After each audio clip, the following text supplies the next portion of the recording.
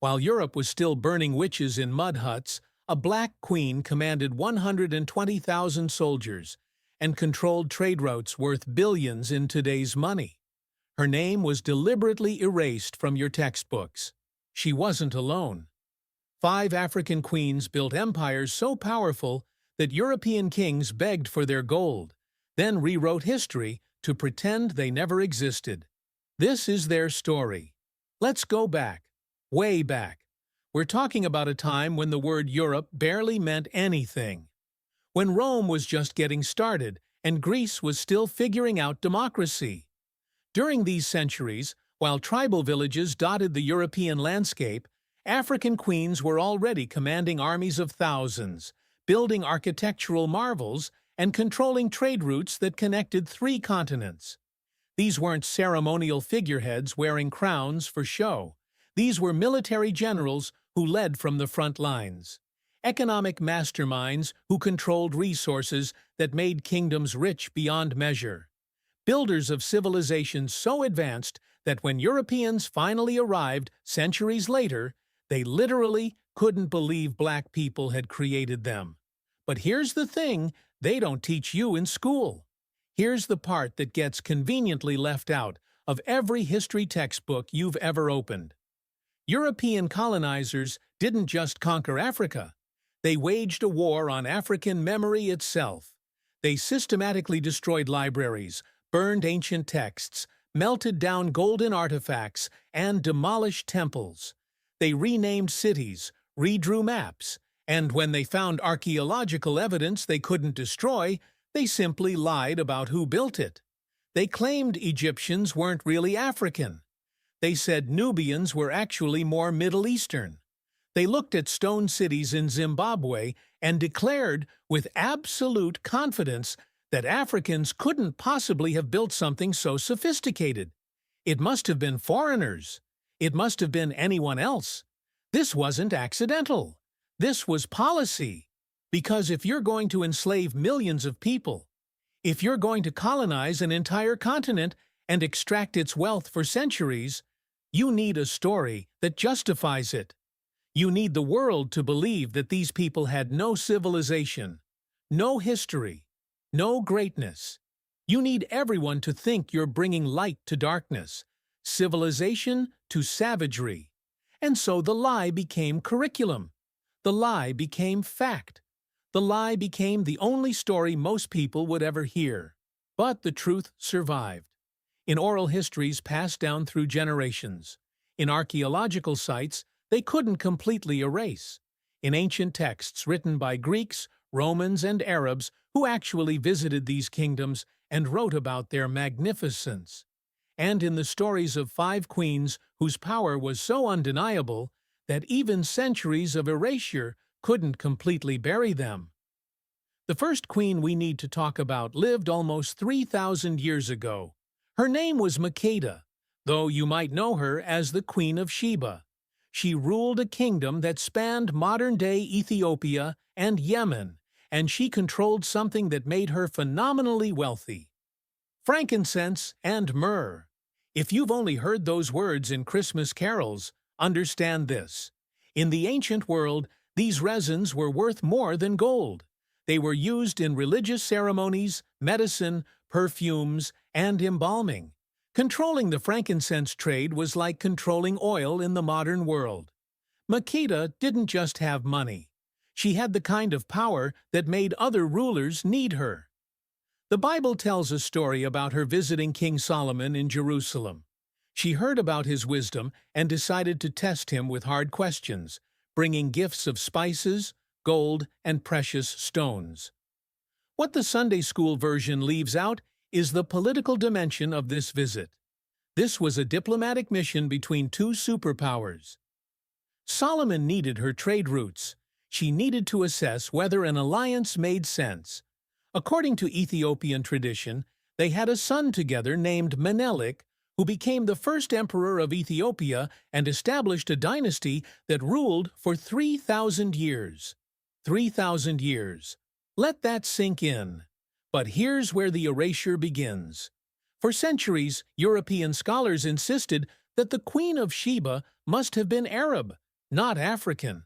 They couldn't accept that a black woman had the wealth and intelligence to impress Solomon. They twisted geography, ignored Ethiopian historical texts, and created elaborate theories to avoid giving credit where it was due. Because acknowledging that a black African queen ruled one of the ancient world's wealthiest kingdoms, that she was educated enough to challenge Solomon's wisdom, that she was powerful enough to negotiate as an equal. That would contradict everything they needed people to believe about Africa. Now let's jump forward to around 40 BCE. The Roman Empire is at its height. Caesar Augustus, the first Roman emperor, is expanding his territory in every direction. Rome is supposed to be invincible, the greatest military force the world has ever seen. And then they meet Queen Amanirenas of Kush. Kush, located in what's now Sudan, was also called Nubia. It was an ancient civilization that had been around longer than Rome itself. They had their own pyramids, their own written language, their own sophisticated society, and they had no intention of bowing to Rome. When Augustus tried to impose taxes on Nubia after conquering Egypt, Amanirenas gave him an answer he wasn't expecting. She raised an army of 30,000 soldiers, marched north, and absolutely destroyed 3 Roman forts. She didn't just defeat the soldiers, she sent a message.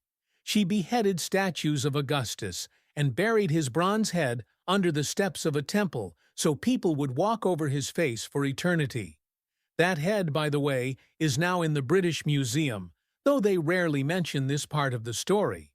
Rome was furious. This wasn't supposed to happen.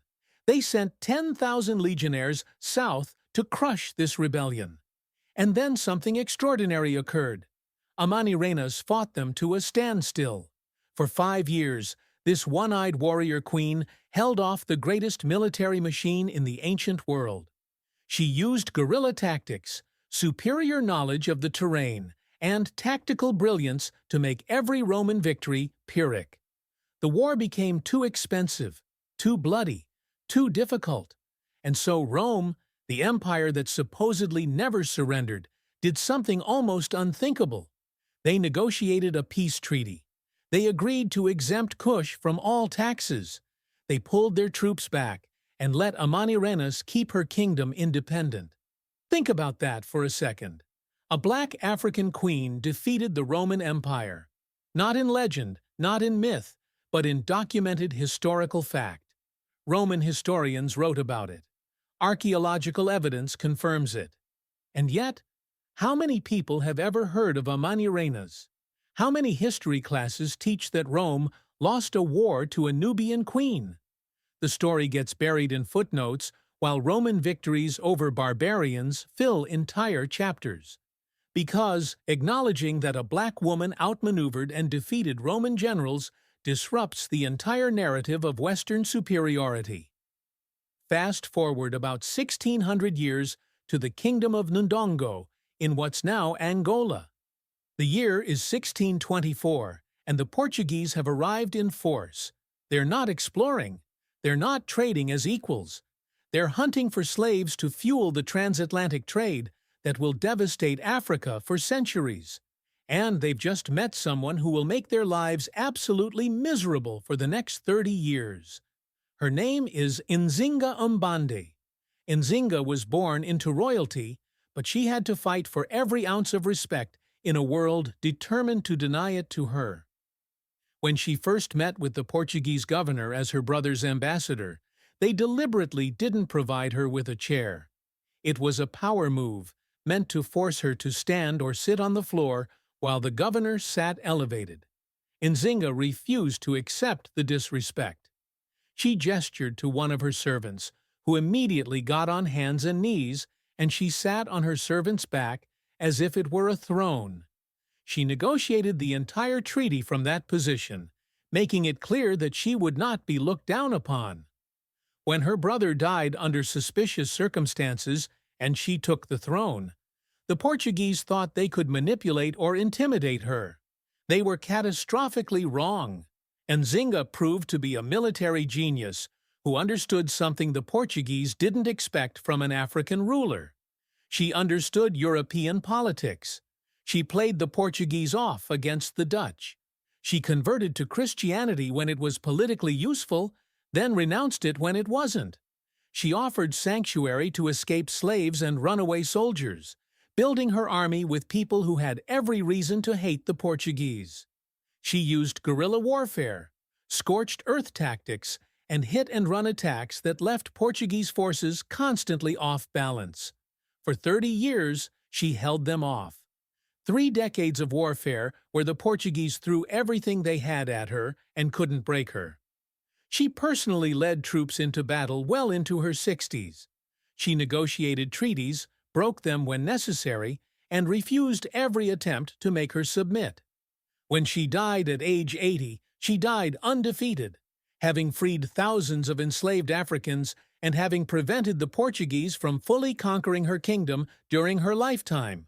And how did history remember her? Portuguese records called her a witch, a savage, a demon.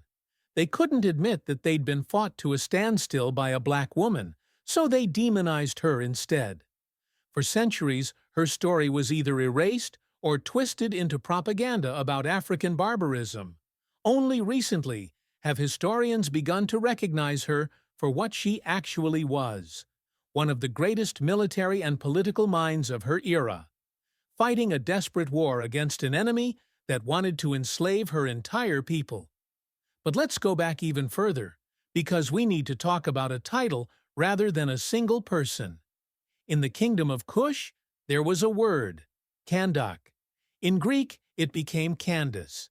It meant queen, but not just any queen. It meant a warrior queen who ruled independently, who commanded armies, who made her own decisions without a king telling her what to do. Between about 300 BCE and 300 CE, multiple Kandakes ruled Kush, and their reputations were so formidable that conquerors thought twice before invading. When Alexander the Great was sweeping across the known world, conquering everything in his path, he reached the borders of Nubia and stopped. Ancient sources suggest he heard about the Kandakes and their military prowess, and decided the fight wasn't worth it. Think about that.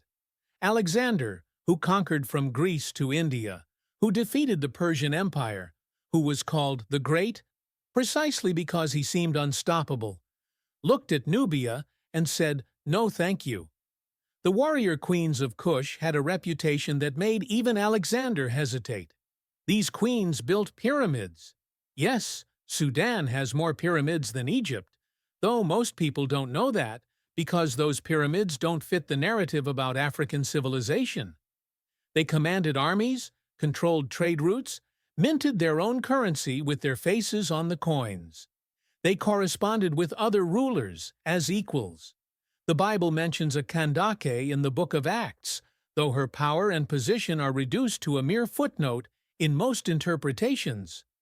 These were women with absolute authority in a world where Greece and Rome insisted only men could rule. And yet their existence has been minimized, footnoted, or erased from popular history. Now let's talk about Queen Amina of Zazzau, who ruled in what's now northern Nigeria from about 1533 to 1610. Amina came to power in the Hausa kingdom at a time when the trans-Saharan trade routes were the highways of African commerce. Salt, gold, ivory, and enslaved people moved along these routes, making whoever controlled them extraordinarily wealthy. Amina decided she wanted to control them all.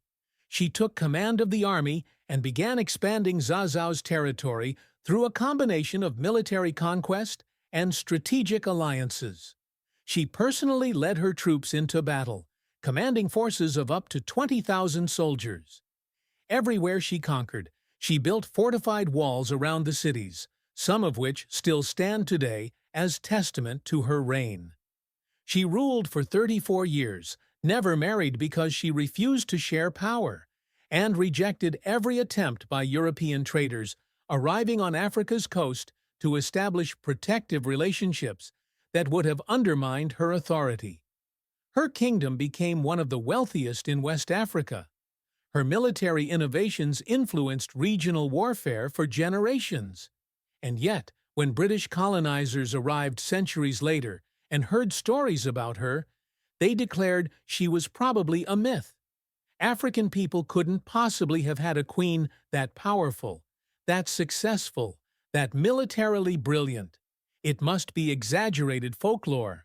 Never mind the oral histories that had preserved her story in remarkable detail. Never mind the archaeological evidence. Never mind that other documented historical sources confirmed her existence. The British needed Africans to seem primitive, uncivilized, incapable of self-governance. A queen like Amina contradicted that story, so they simply dismissed her as legend until modern archaeology proved them wrong. Do you see the pattern now? Do you understand what was done? It wasn't just about conquering territory, it was about conquering memory. Because if people know their ancestors built empires, ruled kingdoms, defeated Roman legions, and commanded vast wealth, they won't accept being treated as inferior. They'll know their subjugation is a lie. And so the records had to be destroyed. The libraries of Timbuktu, containing hundreds of thousands of manuscripts documenting African history, science, and literature, were burned. The gold artifacts that proved African metallurgical sophistication were melted down. The stone buildings were attributed to anyone except the Africans who actually built them. And the powerful women who ruled were either erased entirely or reduced to footnotes, their power stripped away, their accomplishments minimized. The lie they told was simple. Africa had no civilization before Europe arrived. Africans had no history worth teaching. Black people built nothing, invented nothing, ruled nothing. Everything good in Africa must have come from outside. This lie justified slavery, because how could it be wrong to enslave people who had never achieved anything on their own? This lie justified colonization, because Europeans were supposedly bringing civilization to darkness. This lie justified theft, because the resources of Africa belonged to whoever was sophisticated enough to extract them, and Africans supposedly weren't. But here's the truth they tried to bury. When Europeans finally reached West Africa in the 1400s, they found cities that dazzled them. They found the Mali Empire with a GDP that dwarfed medieval Europe. They found Timbuktu with universities older than Oxford, where scholars studied mathematics, astronomy, law, and medicine. They found Benin with bronze casting so technically advanced that Europeans couldn't figure out how it was done and assumed it must have been imported. They found Great Zimbabwe with stone architecture so sophisticated that colonizers spent decades insisting Phoenicians or Arabs must have built it, because accepting that Africans created it was ideologically impossible. They found Mansa Musa, a black emperor who went on Hajj to Mecca and gave away so much gold along the way that he crashed the Mediterranean economy for years. He was literally too rich for the economic systems of his time to handle. He built libraries, universities, and mosques. He turned Timbuktu into an intellectual center of the Islamic world. And he did all of this while ruling an empire larger than Western Europe. And yes, they found evidence of these 5 queens and dozens more like them. Women who commanded armies, while European women couldn't own property. Women who controlled trade routes, while European women were burned as witches if they were too educated. Women who built dynasties that lasted longer than most European kingdoms existed.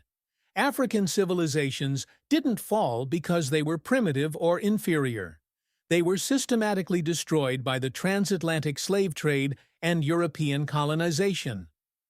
Over 400 years, an estimated 12 to 15 million Africans were kidnapped and enslaved. Entire regions were depopulated. Sophisticated political structures were deliberately shattered.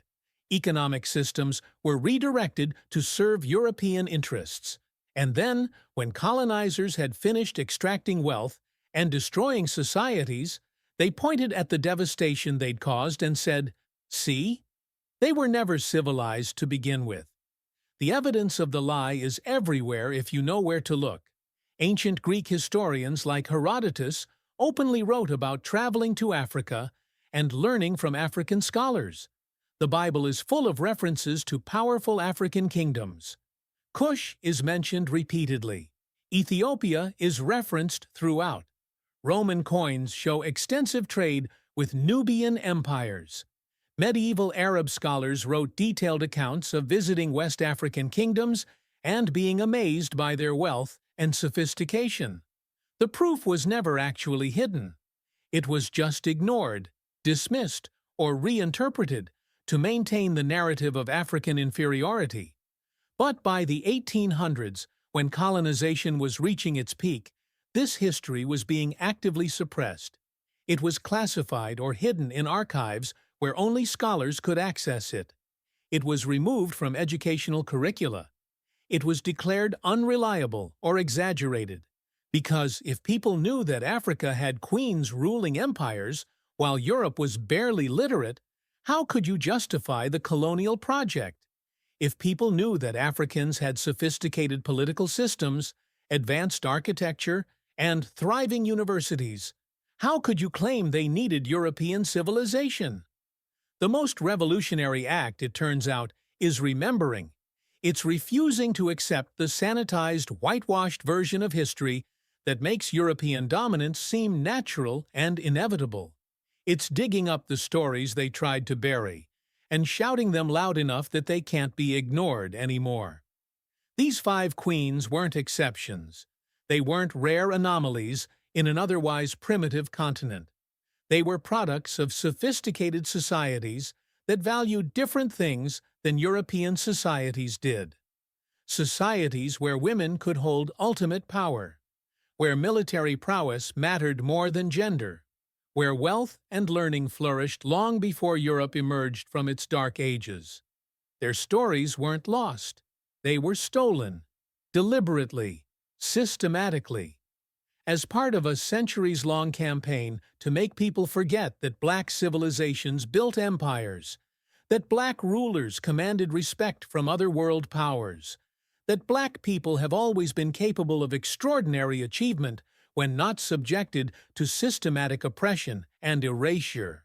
History is written by conquerors, yes, but the truth survives. It survives in the archaeological evidence they couldn't completely destroy. It survives in oral traditions passed down through generations, despite every attempt to silence them. It survives in the ancient texts that documented these kingdoms before anyone had a political reason to pretend they didn't exist. And it survives in the DNA of every person descended from these civilizations, carrying the legacy of queens and emperors, whether they know it or not. Erasing a people's past is how you control their future. If you don't know your ancestors built empires, commanded armies, accumulated wealth that made European kings jealous, and ruled with wisdom that other civilizations respected, then you might believe the lie that you're inherently inferior. You might accept subjugation as natural. You might not fight for the power that is your birthright, but resistance is black history. From Amanirenas defeating Rome to Nzinga fighting Portuguese colonizers, from the Kandakes building pyramids to Amina expanding kingdoms, every generation has fought erasure. Every generation has refused to disappear. Every generation has preserved some piece of the truth and passed it forward. Your textbooks lied. These queens ruled the world before Europe even knew that world existed. They commanded wealth, respect, and power that rivaled anything their contemporaries achieved. And remembering them isn't just about correcting historical inaccuracy. It's about understanding that the current world order, where European and European-descended powers dominate, isn't natural or inevitable. It's the result of specific historical processes of violence, theft, and erasure. It's a construct that can be challenged and changed, Because the most dangerous thing you can do to a system built on lies is tell the truth. The truth that Africa had civilizations when Europe had villages. The truth that black women ruled empires with authority that made men bow. The truth that African achievement was systematically erased to justify centuries of exploitation. The truth that we carry the legacy of queens, remember their names, tell their stories, refuse to let them be forgotten again. Because they didn't fight their wars, build their empires, and rule their kingdoms so that their descendants would believe the lies of their conquerors. They did it so we would know, so we would remember, so we would understand that greatness is our inheritance, no matter how many centuries of propaganda say otherwise.